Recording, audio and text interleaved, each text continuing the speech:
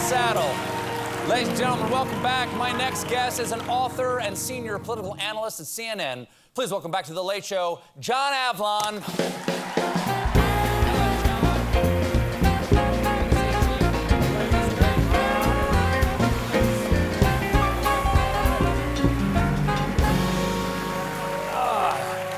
What's up, guys? Thanks for being here. Nice to see you again. Great to see you as always. Now, all eyes are on Russia and Ukraine. President Biden spoke today, called this the beginning of an invasion. What did you think? Two parts. What did you think of Biden's speech? And what is the beginning of invasion? How is that different than an invasion? Isn't that a little bit pregnant? It is, and yet that's what Putin's trying to convince the world, right? You know, we're going to say these two regions of Ukraine are actually part of Russia, so we're going to send in peacekeepers, but it's an invasion. He just hasn't moved on Kyiv yet. Look, here's the deal. Biden's got to make the case to the American people for why Ukraine matters. But he's actually been setting this up for a long time. He's been very consistent saying the challenge of our time is democracy versus autocracy. And it could not be more starkly laid out. That's what's happening right now. This is Vladimir Putin moving against the international order, everything from self-determination to laws to decency to democracy, and saying that might makes right. And then it's up to the democracies of the world, thank you. That's right. The democracies of the world to stand up, stand together, and say, no, this aggression will not stand. And we'll see if sanctions, in a targeted way, are enough to really deter him, as long as the Russian elites in the Kremlin, those kleptocrats, feel the pain. Because we don't want a hot war. We're not going to have one here. But this is an affront to democracy. And it's a test case for the trajectory of the rest of the century. Make no mistake. It's Ukraine today, Taiwan tomorrow. So watch out.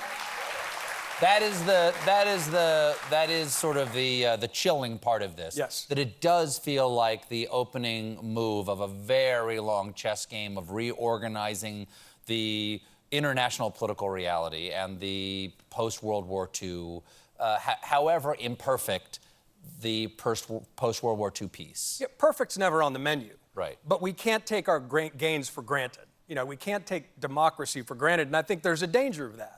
You know, we see it here at home. We certainly see it abroad right now when people are saying, why does this matter? It matters because, as you said, we've had 75 years of relative peace and prosperity in Europe. That's virtually unheard of in human history, right? I mean, those folks were killing each other for centuries.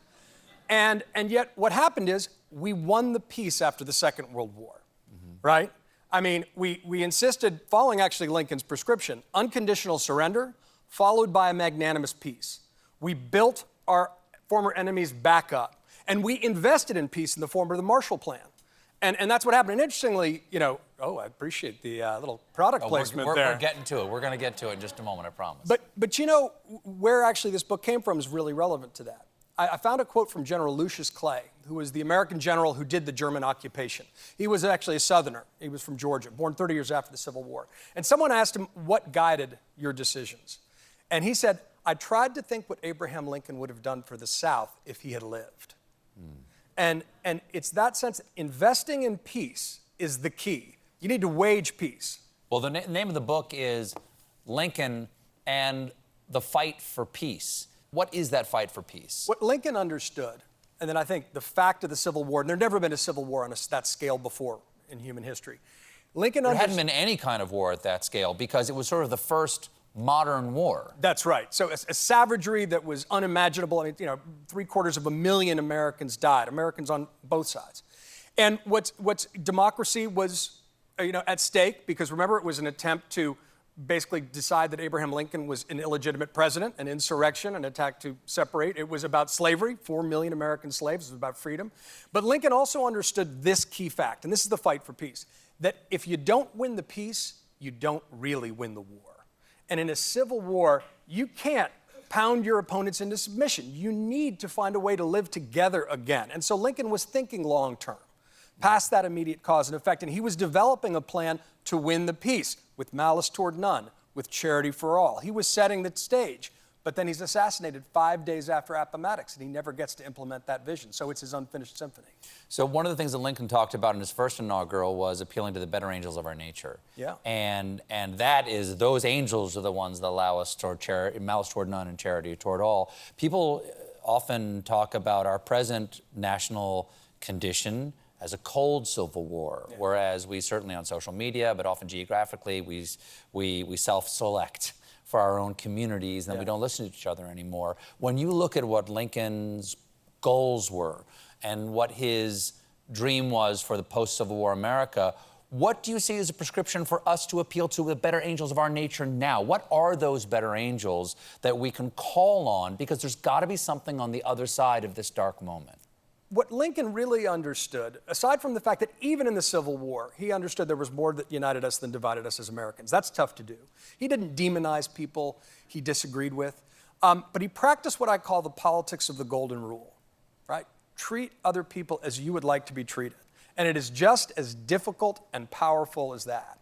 And I think, look, our empathy has been tested, all of us. But the fact that he balanced his moral courage with moderation, that he never felt a sense of moral superiority, that he tried to reason with people using empathy as a pathway to persuasion, even in the middle of a civil war, that if he could do it then, that even though that example seems impossibly high, and it was rare in his time too, that's what we need to aim toward.